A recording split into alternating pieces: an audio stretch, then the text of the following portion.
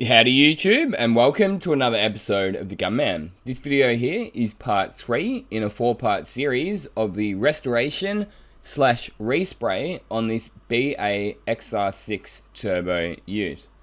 We're just going to be picking up right where we left off from in part 2. So yeah, just continuing on chronologically the way that I did the job.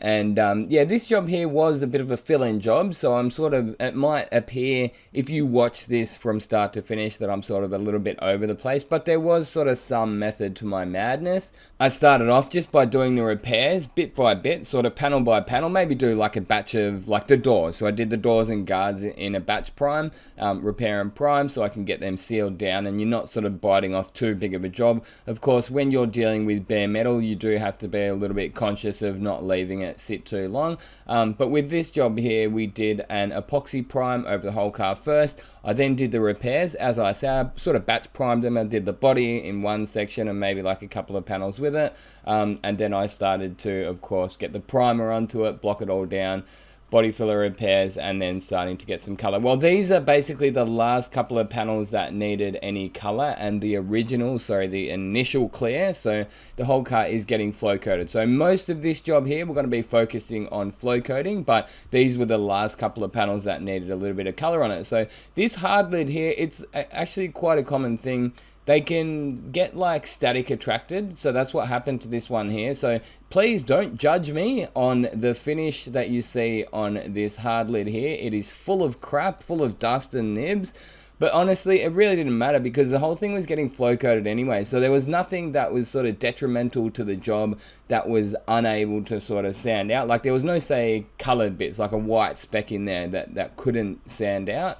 And it all got just buzzed out with 500 grit. I do like to cut my clear coat down with something coarse like that, especially if you're going for that like smoothest, glassiest finish. But yeah, the way that we decided to do this job, because it is the boss's car and we got some material sponsored out by PPG, they sort of look after us with the material when it's our own car.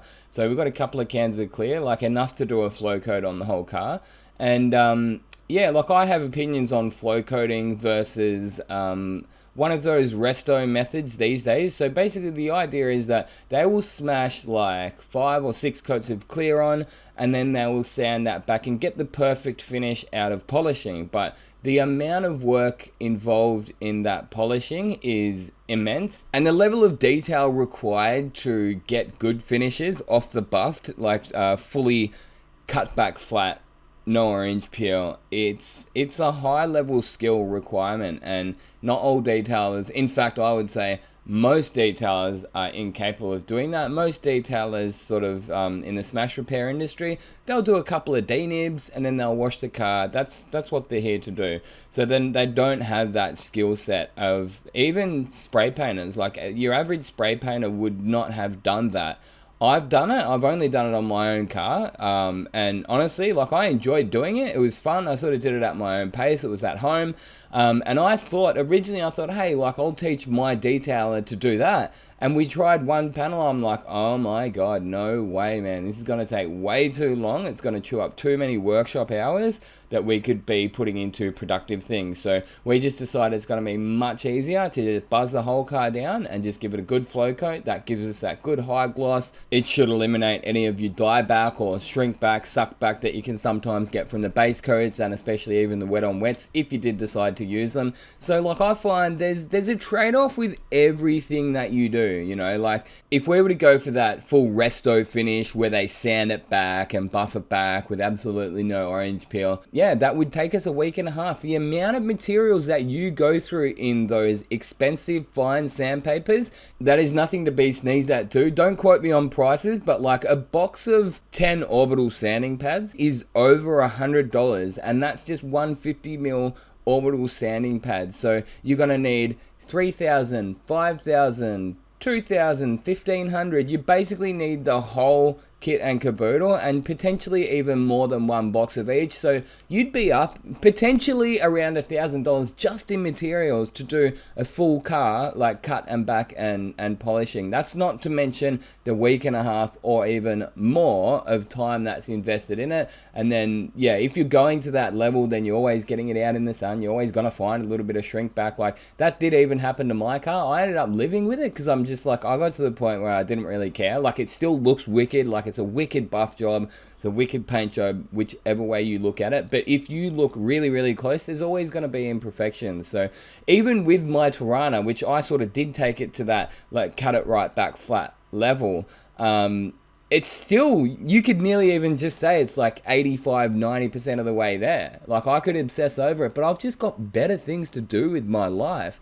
than absolutely obsessing over one thing, you know what I mean? And that's sort of my philosophy. Like I've been restoring my house lately, and if I was to go for perfection on everything, I would still be painting that first room. I've painted the entire interior of the house. I've done most of the exterior of the house. I've done the yard. I've done so many things. And the way I see it also is if you're not 100% happy with something, there's nothing to say that you can't just give it a quick job and you can come back to it later. And I guess the same would be said for a car, especially if you're doing the work yourself. Now, there is obviously value in getting things done to a certain standard the first time, because I guess especially on cars you do have pretty high material costs, and yeah, I guess you don't really generally want to be revisiting things. But again, if it's your own labor and you're a high energy type guy like myself and you don't mind doing the work, then it's not going to be as much of an issue. I think a lot of people, they actually don't enjoy working. I think part of that was me just always being a glass half full type guy, and the way I always saw it is, well, if I have to be here, I may as well enjoy it.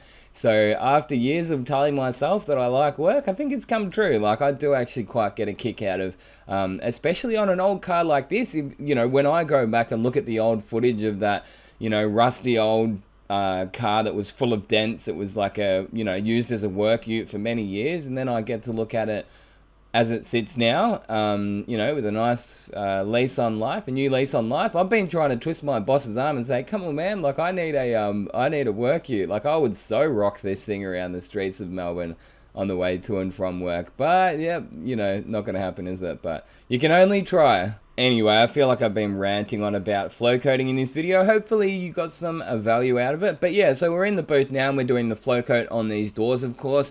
So I hit them with some 500 grit. I actually copped a few runs. You may not have even seen it in the original footage, but yeah, I did cop a few runs in that door. I was using that DC 501, so that's Deltron Clear 501 OptiClear. I was just using it up because we had it from like another job. So I'm like, hey, we may as well use it up. It's a perfect job to use it on because that was a solvent-based clear, so I thought, well, solvent and solvent, that'll go together, and then I can use the 131, which is my preferred clear, which is what you see me using here, with the Anest Iwata Supernova Lotus Edition, of course, so that's the WS 1.3 HD.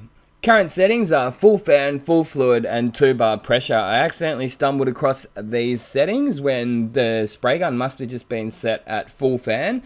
I didn't even realize it, and I went in the booth, started spraying, and I'm like, wow, this is actually kind of spraying all right. I used to wind that fan in until it looked nice and even when you're looking at the spray fan from the side.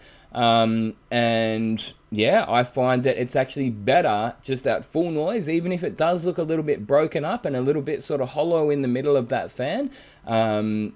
As I say, it was an accident to stumble across these settings, but it's less aggressive. So what I would find previously is when you start pinching that fan in, the edges would get really hard, and any curvature in the panel, if you didn't sort of move the spray gun faster to compensate for that curve, you'll be getting runs in it. So yeah, I've just found now full fan is the best way to run the Lotus. But look, I don't use it that often, and partly because it just pumps through too much material. It does have somewhat of a unique spray fan on it, and it does seem to get the clear coat down just that little bit flatter and glassier, but it does pump through a lot of material. So look, when you're looking for that finish, it's not the biggest deal, and when you're doing especially like a respray, who really cares? Generally you've got like a full kit of clear And no one cares if you use an extra sort of even 400 or 500 mils for the whole job. It doesn't matter because the clear coat's sitting there and it's a respray. Like, you're looking for the finish over the amount of material that you're using. But that's about it for this video there, guys. Hopefully you got a little bit of value out of it. If you did, be sure to give us a big thumbs up. And if you really want to take it to the next level and support the show,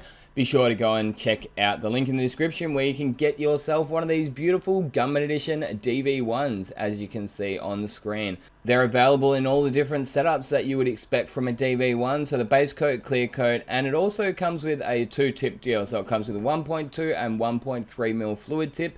That's every single one of them, and it's available in the base coat and clear coat, and also digital and non-digital versions. So Aussie viewers will be getting a Gunman Edition Collad spray suit and a spray gun cleaning kit thrown in. Until next time, get out there and paint some shit. Gunman out.